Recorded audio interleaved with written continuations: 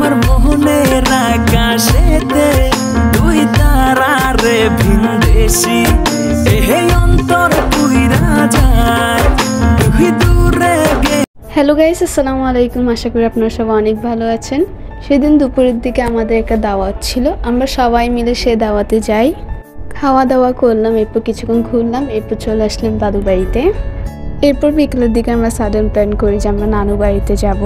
সেদিন আমরা ভেবেছিলাম সকাল বা দুপুরের দিকে নানু বাড়িতে যাব, বাট অলওয়েজ আমাদের দেরি হওয়ার কারণে বিকেল বা রাত হয়ে যায়। আর মেজাপু অনেক বছর পর নানু বাড়ি যাচ্ছিল, আর আম্মু তো অলওয়েজ খুশি থাকে কারণ আম্মুর বাপের বাড়ি বলে কথা। আর এটা হচ্ছে আমার ছোট মামার ছেলে আইদিন, সবাই মাশাআল্লাহ বলবেন।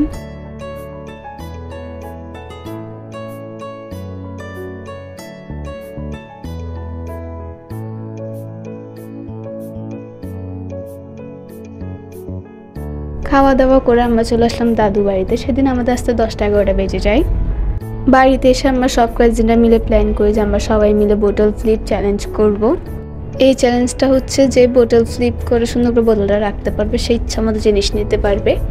এই খেলায় সবাই জিতলো, জাহেদ একবারও জিততে পারেনি, ও কোনো জিনিস নিতে পারেনি।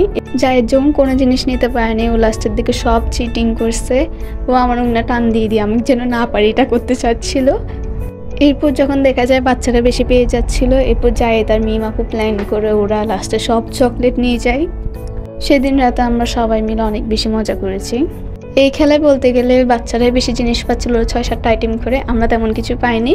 এই জন্য লাস্টের দিকে জায়েদ আর মিম আপু চিটিং করে ওরা অনেকগুলো আইটেমে নিয়ে ফেলেছিল। এটা আমরা লাস্টে খেলা শেষ হওয়ার পর বুঝতে পারি ভিডিও দেখার পর। এরপর রাতের দিকে আমরা সবাই মিলে লুডো খেলি। সেদিন রাতে আমাদের ঘুমাতে 4টা-5টা বেজে যায়। আর এই টিপটা হচ্ছে এই পরের দিনে সেজামু বিরিয়ানি রান্না করছিল। সেজামুর হাতে বিরিয়ানিটা অনেক বেশি মজা হয়েছিল। এর কিছুক্ষণ পর বিকালের দিকে আমরাও বের হয়ে যাই শহরে আসার জন্য। সেদিন রাস্তায় অনেক বেশি জ্যাম ছিল, আমাদের বলতে গেলে 3 ঘন্টা লেগে যায় বাসায় আসতে। শহরে আসার পর আমি আর মিমাপুর টেস্ট রিডে অনেক বেশি মোমোজ খাইতে ইচ্ছা করছিল, এই জন্য আমরা মোমোজ খাই। আজকের জন্য এটুকু, আল্লাহ হাফেজ। আজকের ব্লগটা কেমন লেগেছে অবশ্যই জানাবেন।